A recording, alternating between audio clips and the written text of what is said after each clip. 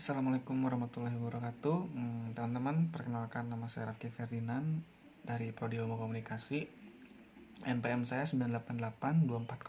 98824051213111018 dari Universitas Informatika dan Bisnis Indonesia. Jadi, teman-teman, di video kali ini sekarang saya akan membahas materi-materi tentang perkuliahan, mata kuliah karakter building dari awal pertemuan sampai ujian tengah semester saat ini. Oke, jadi teman-teman, ada beberapa materi yang bakal saya sampaikan pada video kali ini. Yang pertama saya akan membahas tentang materinya yaitu karakter ya.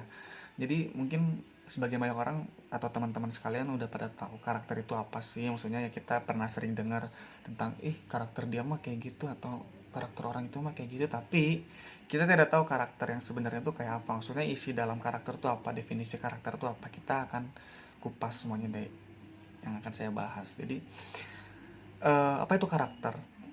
Seperangkat sifat yang selalu dikagumi menjadi tanda-tanda kebaikan, kebijakan, dan kematangan moral seseorang. Atau bisa dibilang sifat-sifat kejiwaan. Karakter mempunyai sifat tidak menunda, cepat bangkit dari kegagalan, positive thinking, selalu bekerja keras dan pantang menyerah gitu. Jadi tidak menyerah ya. Terus ada perbedaan antara sifat karakter. Karakter merupakan kombinasi sifat-sifat dalam diri seseorang yang menjadikannya unik. Nah, jadi sifat-sifat karakter seseorang itu unik ya, berdasarkan apa yang sudah dia miliki sejak lahir gitu kan. Jadi karakter ini sudah dimiliki sama setiap insan itu sudah sejak lahir. Dan dipelajari dalam hidupnya itu dan karakter itu kita bisa memahaminya dari pelajaran hidup kita, dari lingkungan kita, sampai dari kita lahir sampai saat ini. Itu perjalanan hidup kita yang akhirnya kita mengetahui karakter kita seperti apa. Ada juga berupa nilai-nilai dan kepercayaan. Jadi karakter dapat juga disebut sebagai learned behavior atau sifat, mungkin ya, lebih ke sifat. Jadi sifat ini adalah masuk karakteristik, maksudnya spesifik dalam diri seorang itu ketika dikombinasikan antara satu dengan yang lainnya, membuat seseorang menjadi pribadi yang unik dan membentuk identitas seseorang tersebut. Misalnya, ketika kita lagi dihadapi suatu kejadian, contohnya saja kejadian seperti yang sedang kita alami, disuruh diam di rumah, maka reaksi seseorang itu mungkin akan bosan, atau mungkin ada yang bosan, mungkin ada yang main game, atau mungkin ada yang produktif beres-beres rumah ya. Itu tergantung sifat-sifat kepribadian karakter orang kan. Mungkin ada melankolis, pragmatis, koleris, sama satu lagi ada sanguinis, yang itu kan. Jadi itu ada 4 karakter orang yang emang masing-masing berbeda gitu kan. Lalu ada juga yang marah-marah, dia punya sifat pemarah. Terus ada yang bosan, dia sifatnya pembosan. Terus ada yang ngeluh, ya dia selalu ngeluh, apa yang orang itu lakuin ya dia selalu ngeluh gitu, tidak pernah kayak semangat gitu, nggak pernah. Jadi sifat itu bersifat spesifik ya teman-teman, dan sering didefinisikan sebagai diri seseorang. Makanya ada yang disebut si pemarah, si penyabar, dan lain sebagainya. Nah, terus bagaimana cara kita menata ulang karakter kita? Terus orang-orang dari semua budaya berbagi nilai-nilai bersama seperti kepedulian, keadilan, kejujuran, integritas, rasa hormat, tanggung jawab, disiplin diri, dan kepercayaan. Karakter seseorang ditunjukkan melalui perilaku publik dan pribadinya.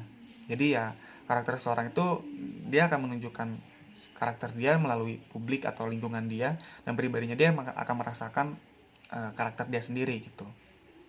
Nah, lalu karakter itu sebagai panduan Anda. Nah, jadi karakter pribadi Anda berkembang dari waktu ke waktu. Jadi karakter kita tuh akan berkembang kalau misalkan kita emang sering belajar terhadap pembahasannya.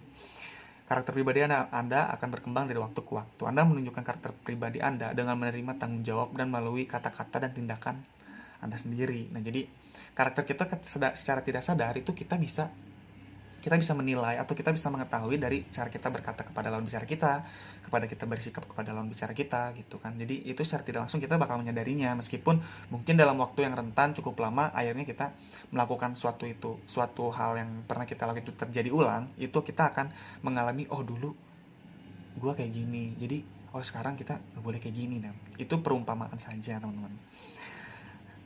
Itu tentang karakter dan sifat. Jadi ya karakter itu kita yang mengetahui, dan apa yang kita apa yang kita benaki dari kita lahir sampai saat ini itu karakter kita sebenarnya, dan itu karakter atau sifat Anda sendiri yang tahu, itu teman-teman sendiri yang tahu tentang karakter dan sifat teman-teman. Mungkin banyak juga orang yang tahu tentang karakter kita, tentang pribadi kita, tentang sifat kita. Mungkin ada negatif positifnya. Kalau negatifnya mungkin orang itu canggung untuk menegurnya atau apa, karena mungkin punya rasa yang tidak enak atau menghargai orang itu. Kalau positifnya mungkin ya kita lebih diapresiasi sama lawan bicara kita. Itu bisa menjadi acuan kita buat lebih baik lagi ke depannya, memperbaiki karakter kita gitu ya, sesuai yang tadi bahas. Oke, lanjut ke materi yang kedua, itu ada self esteem. Self esteem itu apa sih teman-teman? Jadi self esteem itu adalah sebuah pikiran, perasaan dan pandangan seorang atas diri mereka sendiri. Bisa dibilang self esteem itu adalah harga diri. Jadi dia itu ada harga diri, berpaku pada seberapa besar seseorang menilai, menyetujui, menghargai dan menyukai diri mereka sendiri. Jadi harga diri itu penting menurut saya. Kenapa penting? Karena sumber daya psikologis yang penting mempunyai berbagai peran dalam hidup, pengaruhnya kepada prestasi, hubungan-hubungan yang kita jalin, hingga rasa puas diri kita sendiri.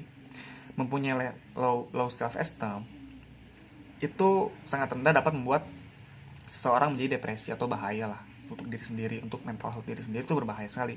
Tidak bisa mengembangkan potensi mereka dan bahkan jatuh ke dalam toxic relationship atau hubungan yang abusif atau diskriminasi segala macam. Sementara self esteem yang terlalu tinggi, tadi membahas self esteem yang low. Sekarang kalau misalkan self esteem yang terlalu tinggi, itu akan menimbulkan rasa kesombongan kita. Rasa kesombongan yang kesombongan diri, tidak mau mampu belajar lagi dan dari kesalahan.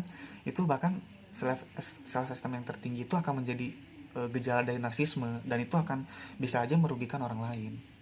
Lalu apa aja faktor yang mempengaruhi self esteem? Ada kesehatan, ada keuangan, ada gaya hidup dan keluarga, dan banyak yang lain juga.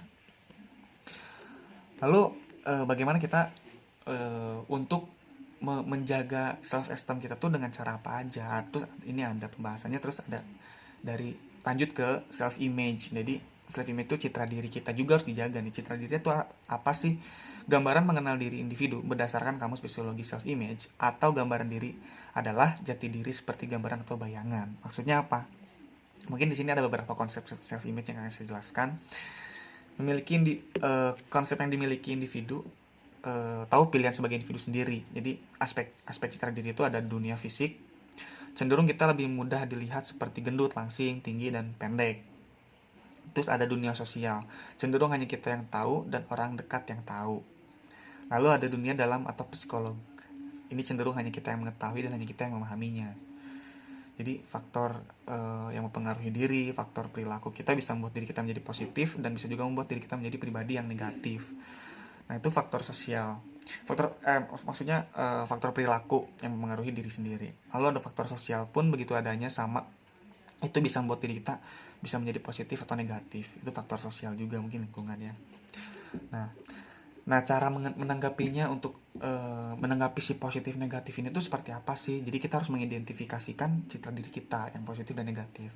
Yang pertama kita bahas dulu yang positif. Citra diri positif, kita itu harus memiliki rasa percaya diri. Orang-orang yang memiliki rasa percaya diri itu akan selalu semangat dan dia secara tidak langsung memiliki mindset yang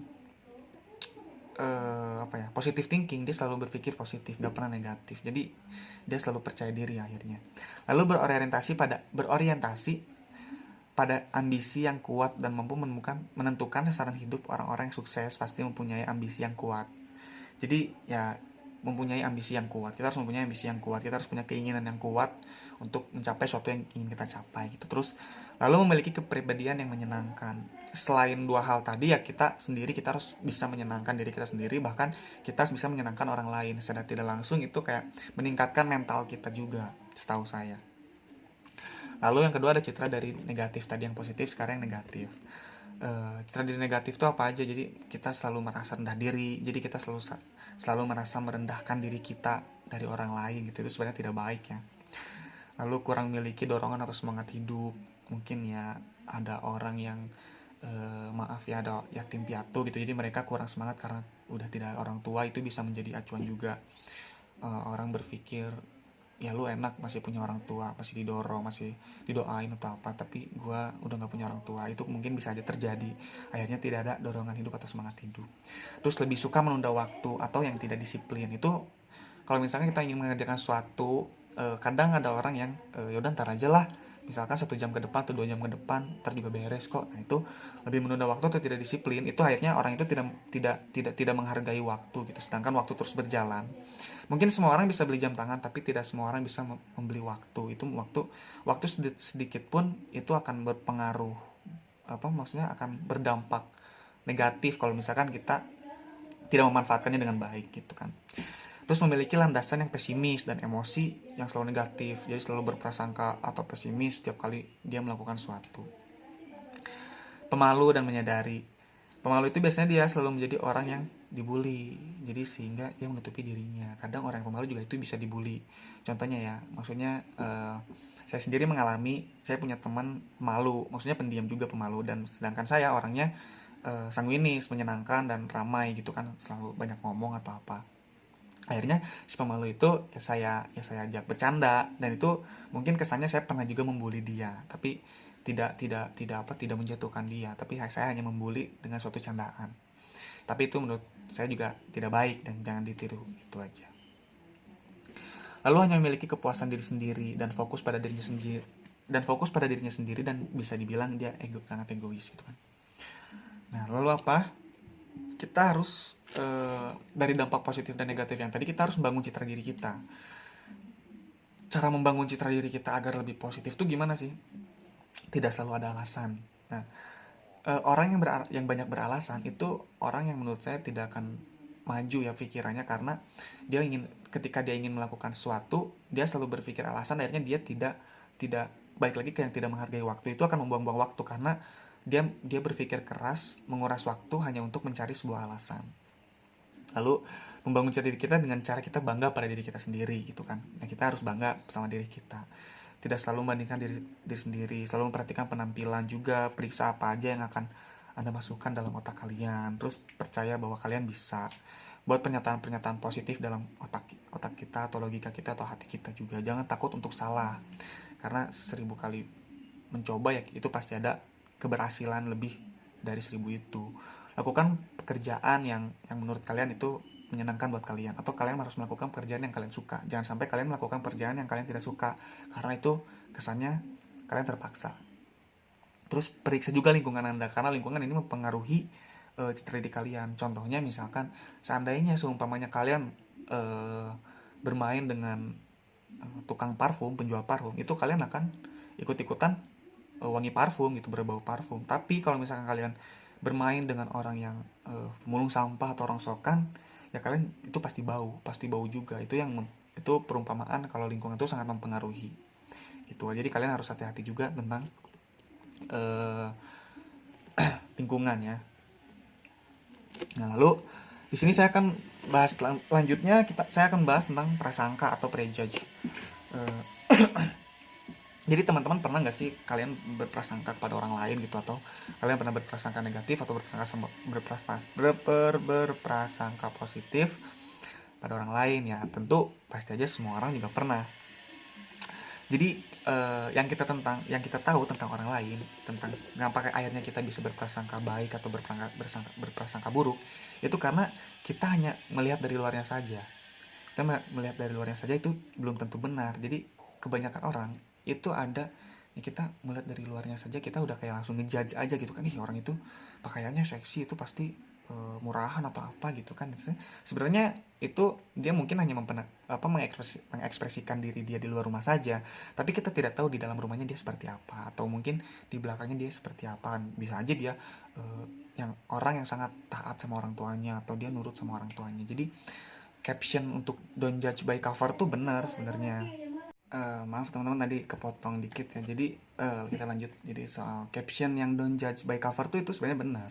Kita jangan pernah melihat seseorang tuh dari covernya aja. Dan saya bahkan mungkin saya pernah mungkin ya, tapi saya selalu punya quote saya sendiri untuk orang-orang yang saya kenal atau orang yang terdekat saya. Saya selalu bilang, kenalilah saya seperti yang kalian kenal. Jangan kenali saya seperti yang kalian dengar. Karena apa yang kalian dengar itu kalian cuma hanya mendengar saja, tidak tahu faktanya seperti apa gitu ya. Jadi mungkin wajar saja bagi orang yang selalu berprasangka buruk sama orang atau positif sama orang, itu kan itu hal wajar karena manusiawi juga. Tapi ya itu adalah kita secara tidak langsung bisa mengetahui karakter kita seperti apa dalam berburuk sangka. Sebelumnya ternyata kepribadiannya tidak seperti itu.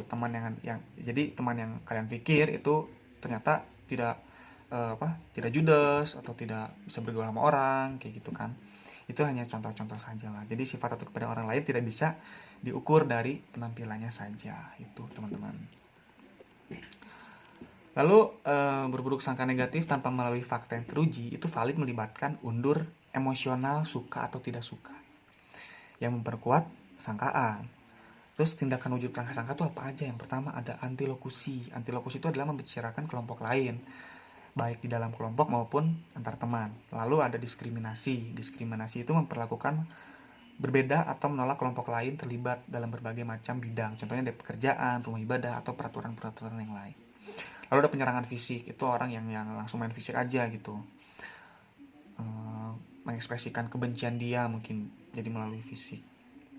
Lalu ada eksterminasi, pembunuhan, dan itu eksterminasi adalah pembunuhan dan bahkan permusuhan massal salah satu kelompok ya. Contohnya kayak gangster-gangster di luar sana itu kan banyak juga ya, kasus-kasus pembacokan lah atau ya pembunuhan segala macam, itu banyak banget ya. Lalu di sini kita bagaimana cara kita langkah-langkah mengatasi prasangka buruk kita, atau ya kita berprasangka buruk tuh pasti ada langkah-langkahnya. Nah, langkah-langkahnya kayak gimana yang harus teman-teman tahu? Kita harus menjalin hubungan atau interaksi dengan pribadi atau kelompok tersebut. Jadi kita harus banyak berkomunikasi, kita harus mengenal lebih dalam, kita harus mengenal lebih jauh si orang itu atau kelompok tersebut. Jadi kita dijauhkan dari prasangka yang buruk.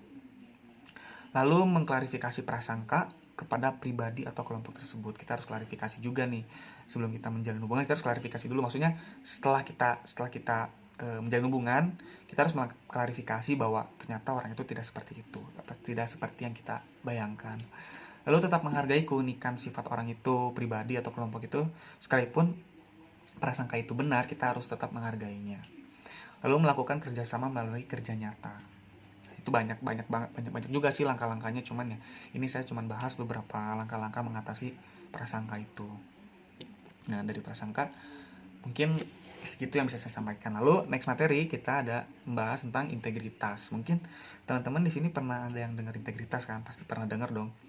Jadi teman-teman hanya tahu integritas tuh mungkin hanya sebuah pemimpin atau apa gitu kan. Yang teman-teman tuh hanya itu. Teman, di sini saya akan kupas juga definisi integritas. Integritas itu adalah menjadi karakter kunci bagi seorang pemimpin yang punya sifat integritas akan mendapatkan kepercayaan atau trust dari pegawai-pegawainya. Jadi seorang punya integritas apabila tindakan sesuai dengan nilai, keyakinan, dan prinsip yang dipegangnya. Ada dampak positifnya juga integritas ini. Jadi integritas adalah melakukan hal yang benar bahkan ketika tidak ada yang melihat. Jadi kita melakukan suatu hal yang benar ketika tidak ada yang melihat pun kita merasa diri kita udah melakukan yang terbaik. Itu mungkin kalian mempunyai integritas yang baik gitu kan. Dampak positif integritas itu adalah ada 4. Yang pertama, ada integritas merupakan salah satu kunci untuk meraih keberhasilan atau kesuksesan. Lalu integritas membuat manusia mampu untuk memimpin dan dipimpin.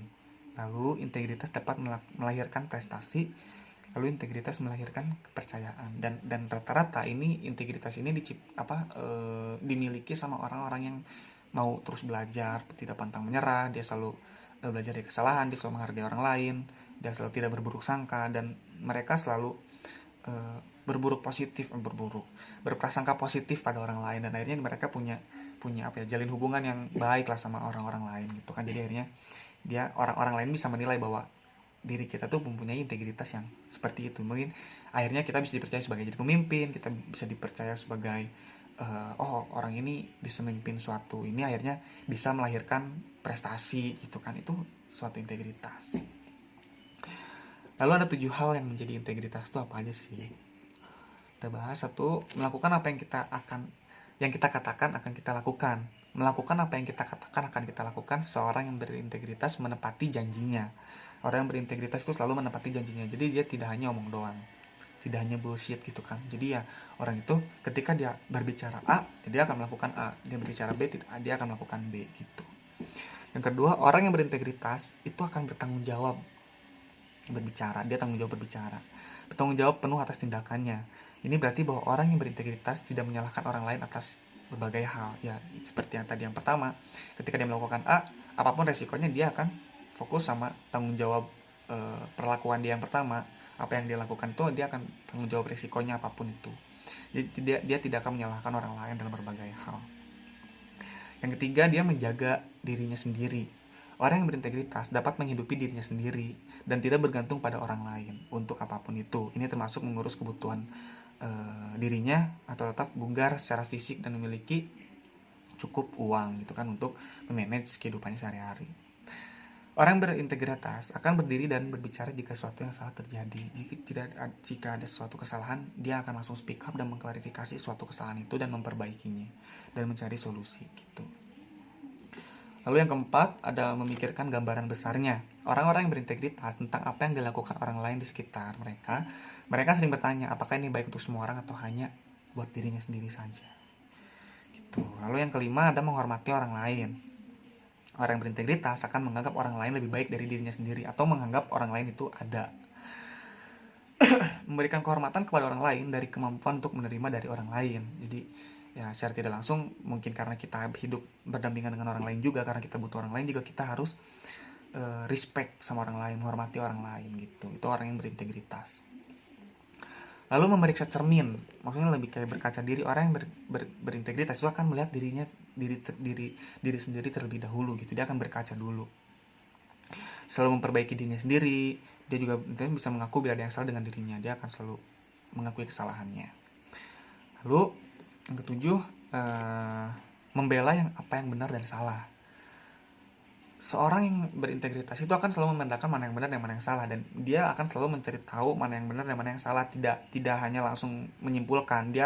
Orang yang berintegritas itu bisa dibilang objektif karena dia harus mencari tahu mana yang benar dan mana yang salah faktanya gitu kan. Akan angkat suara. Jadi dia juga akan angkat suara ketika ada yang benar atau yang salah. Dia akan peduli dia tidak peduli apa yang orang lain lakukan atau apa yang orang lain katakan. Jadi orang berintegritas itu akan mencari solusi atas apa yang benar dan atas apa yang salah. Ketika ada yang salah, itu dia akan melakukan speak up atau membenarkan suatu halnya gitu. Jadi lebih peduli dengan karakter kalian, dengan reputasi kalian, karena karakter kalian adalah siapa kalian sebenarnya. Itu termasuk juga dari integritas, dari prasangka, itu termasuk ke karakter. Sedangkan reputasi kalian itu hanyalah apa yang orang lain pikirkan tentang kalian. Jadi kalian harus memperdulikan dulu karakter kalian, baru reputasi kalian. Kalian harus memperhatikan karakter kalian dulu. Ketika kalian sudah terbentuk karakter yang baik, itu reputasi kalian akan mengikuti. Menurut saya itu akan mengikuti dengan baik juga gitu. Jadi jangan memikirkan dulu reputasi baru karakter, itu salah. Gitu ya teman-teman. Lalu cara mempertahankan standar integritas tertinggi Anda sendiri itu terlepas dari apa yang mungkin dilakukan dari orang lain. Anda ditakdirkan untuk menjadi hebat. Jadi ketika kalian ditakdirkan untuk menjadi hebat, itu ketika kalian mempertahankan standar integritas tertinggi gitu. Jadi ketika kalian berada di atas, sudah tinggi, itu sebenarnya kita tinggal menunggu jatuh sebenarnya. Kalau di atas, ketika kita sudah di atas, itu kita sebenarnya tinggal nunggu jatuh. Dan itu harus hati-hati. Ketika orang yang berintegritas, itu dia akan turun ke bawah sebelum jatuh. Karena dia dia memperlihatkan, maksudnya dia menghargai respect dan orang lain gitu. Dia menghargai dan respect kepada orang lain gitu teman-teman. Itu tentang integritas. Nah, next materi saya akan bahas tentang humanity atau humility. Yang dimaksud humility adalah kemampuan untuk menjadi seorang yang rendah hati atau kualitas dari diri kita gitu ya teman-teman. Menjadi seorang yang rendah hati atau kualitas dari diri kita. Di sini ada ciri-ciri orang yang rendah hati, teman-teman. Nah, jadi di sini ada ciri-cirinya. Yang pertama itu ada freedom for pride or arrogance. Jadi ya, artinya kebebasan diri dari kebanggaan dan kesombongan. Bagaimana seseorang bisa sedemikian mungkin menghilangkan pada dirinya tentang rasa bangga yang berlebihan dan kesombongan. Kita boleh bangga kepada diri kita sendiri atas apa yang udah kita lakuin selama ini. Tapi kita tidak boleh menyombongkan apa yang udah kita capai juga. Itu tidak baik. Itu karena sadar tidak sadar memiliki apa yang Anda miliki sekarang itu jangan sampai membuat diri Anda menjadi arogan atau sombong, karena pada dasarnya itu tidak baik jika dalam kepribadian itu. Itu yang pertama. Yang kedua ada the quality of not being proud because you are aware of all your bad quality. sebuah bentuk tidak bangga dan menyadari akan kekurangan. Jadi teman-teman jangan terlalu bangga kepada diri Anda akan kekurangan. Ya kalian harus bisa menyadari atau bersyukur atas kekurangan Anda pada diri Anda agar rendah hati dan selalu bersyukur itu apa yang Anda punya sekarang. Misalnya Anda berpikir bahwa diri Anda itu ada kekurangan sedikit pun, itu akan menjadikan Anda orang yang bersifat arogan dan sombong. Setiap orang pasti punya kekurangan dan masing-masing tidak semua hal bisa Anda lakukan dan tidak semua hal bisa kalian pahami juga. Jadi mulai dari sekarang coba lihat kekurangan kalian pada diri kalian, jangan terlalu bangga kepada diri kalian yang introspeksi diri, dan itu akan menjadi humanity yang baik menurut saya. Gitu ya. Di sini ada cara dalam mengembangkan mindset yang rendah hati itu seperti apa yang bisa teman-teman terapkan gitu kepada diri teman. Yang pertama itu jangan berpikir kita yang terbaik untuk melakukan segala hal, karena setiap orang pasti ada kelebihan dan kekurangannya masing-masing. Jadi jangan pernah teman-teman berpikir diri teman-teman tuh bisa melakukan semuanya halnya dengan baik, karena menurut saya hidup itu kita berdampingan dengan orang lain dan kita butuh orang lain. Gak bisa kita melakukan semuanya dengan sendiri, kita butuh tenaga orang lain juga. Makanya dari itu kita harus respect sama orang lain, kita harus menghargai orang lain gitu kan. Karena ya itu, kita belum tentu bisa melakukannya dengan baik kalau misalkan kita melakukannya sendiri. Lalu kita harus menjadi pribadi yang selalu berpikir optimis. Nah di sini teman-teman harus selalu berpikir secara optimis itu untuk bisa menerapkan prinsip rendah hati teman-teman. Dan itu secara tidak langsung ketika kalian optimis, kalian selalu berpikir positive thinking gitu kan, ketika kalian ingin melakukan segala sesuatunya. Lalu menerima bahwa kita bukanlah orang yang terbaik dalam segala sesuatu. Baik lagi ke diri teman-teman, tidak semua yang dilakukan teman-teman itu baik gitu kan tadi. Lalu tidak berpura-pura dalam merendahkan. Misalnya Anda berpura-pura merendah yang ingin terlihat oleh orang lain. Nah ini ada nih contoh kayak misalkan dia memiliki suatu harta, tapi dia dia mempunyai kelebihan yang itu diakui sama orang lain, tapi dia berpura-pura merendah agar tetap dilihat. Nah, itu tidak baik menurut saya. Ya, jadi itu secara tidak langsung ya kita harus mengenali kelemahan diri kita juga. Di sini teman-teman harus mengenali kelemahan yang ada pada diri teman-teman untuk punya sifat yang rendah hati. Menghindari menyombongkan diri sendiri, terus menyukuri apa yang kita miliki dan bersyukur untuk apa yang belum kita miliki. Jadi teman-teman harus bersyukur apa yang teman-teman punya sekarang. Harus dikurangi sifat mengeluh pada diri teman-teman, karena pada dasarnya banyak orang yang ingin berada di posisi teman-teman. Kita harus bersyukur karena kemungkinan banyak orang ada yang di bawah kita, bahkan ingin menjadi kita juga. Jadi kita harus tetap bersyukur apa yang kita miliki. Lalu ada bagaimana kita hidup berinteraksi dalam masyarakat dengan sikap yang rendah hati. Terus bagaimana kita harus menjadi rendah hati untuk kita berinteraksi dalam bermasyarakat. Pertama ada menjadi relawan. Menjadi relawan teman-teman kita harus bersyukur. Contohnya jika di sekitar kita sedang ada membutuhkan pertolongan, ya kita harus bantu dengan ikhlas dan tulus untuk agar meringankan beban teman kita yang sedang butuh bantuan. Kita harus menjadi relawan. Jangan pernah membandingkan diri kita dengan orang lain, bahkan dengan diri kita sendiri atau saudara sendiri.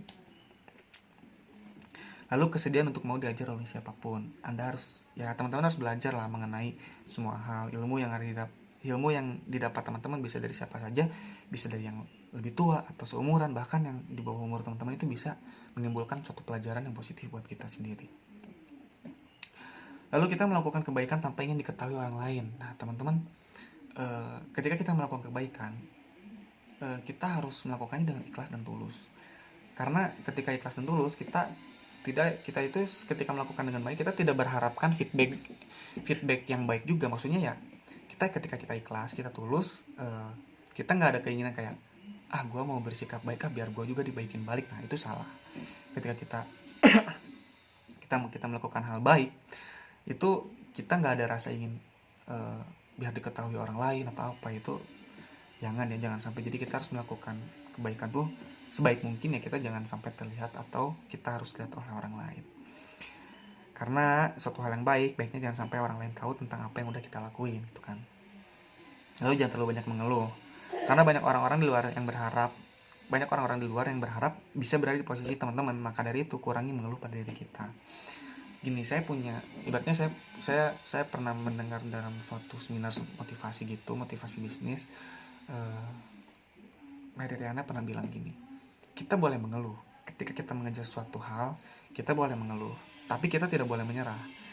Maksudnya ketika kita berproses atau kita mencapai suatu tujuan yang ingin kita capai, itu mungkin kita keberadaannya lari. Kita lari tuh di awal, kita lari, kita semangat, kadangnya lari itu kita.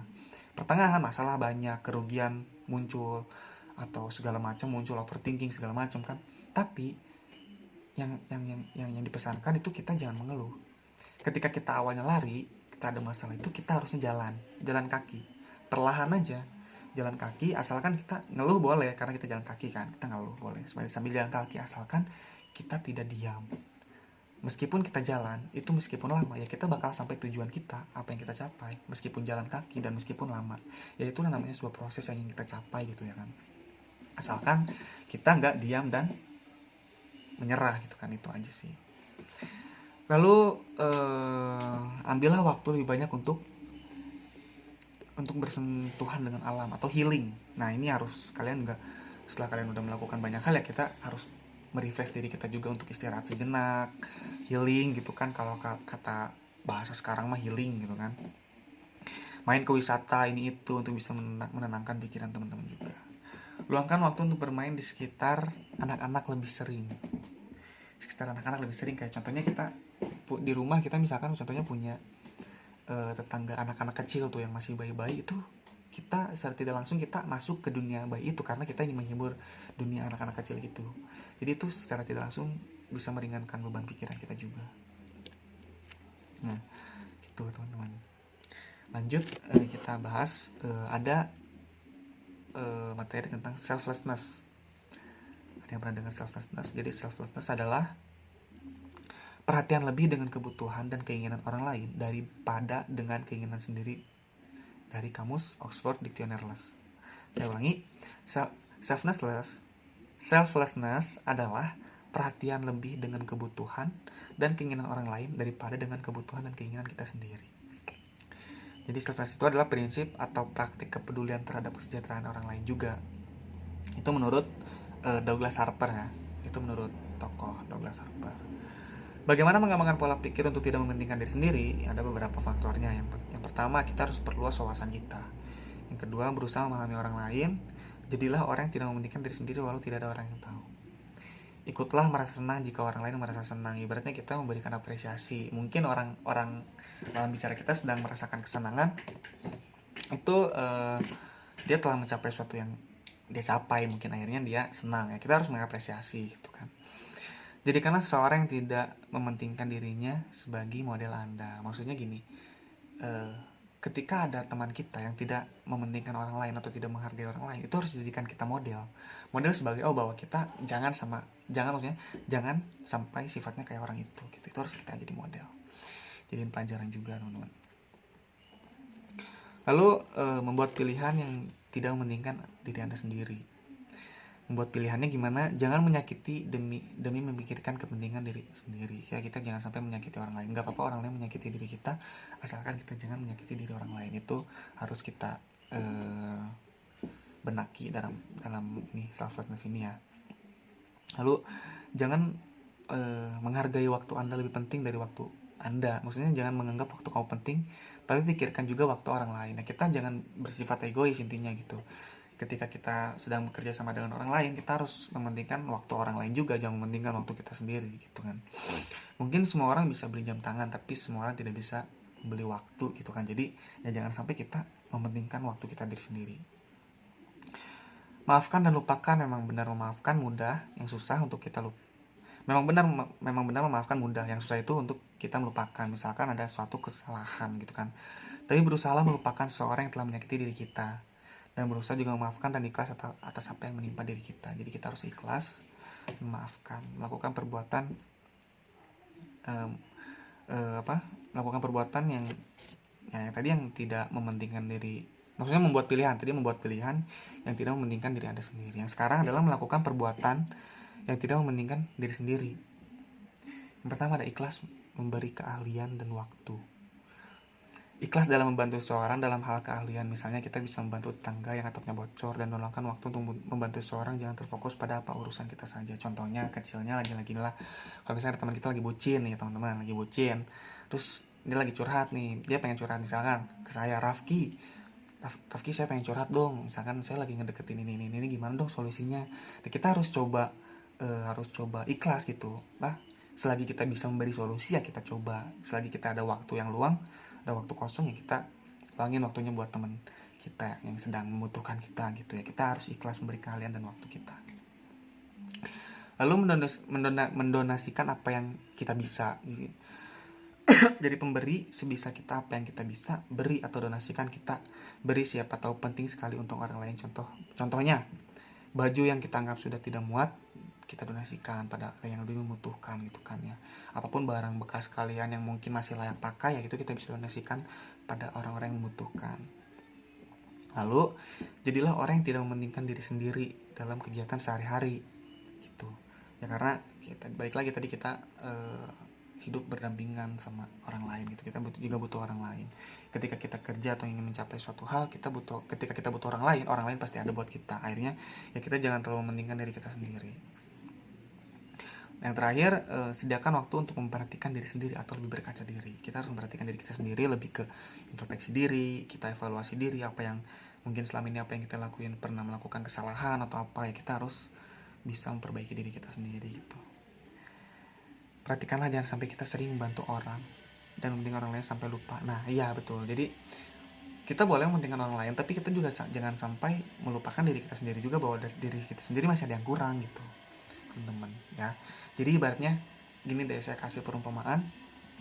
Kalau misalkan kita ingin memberi makan teman, misalkan teman kita lagi kesusahan, misalkan kita ingin memberi makan, kita harus memikirkan diri kita sendiri juga bahwa kita udah makan. Atau misalkan ada teman yang pinjam uang, ya kita harus punya uang dulu. Kita harus memikirkan kita dulu, kita punya uang nggak sebelum kita mau membantu orang itu gitu misalkan. Atau misalkan kita mau membuat bahagia orang lain, ya posisinya kita harus bahagia dulu gitu kan. Diri kita sendiri aja harus bahagia dulu gitu. Jadi utamain diri sendiri juga. Setelah kita cukup ya kita harus bantu orang lain sebisa yang kita ya bisa gitu. Setelah semampunya kita yang bisa. Jadi gitu teman-teman, pembahasan materi yang saya sampaikan pada hari ini dalam video ini ya cukup sekian. Apabila ada salah-salah kata atau perkataan saya yang tidak baik, mohon dimaafkan. Sekian dari saya. Assalamualaikum warahmatullahi wabarakatuh.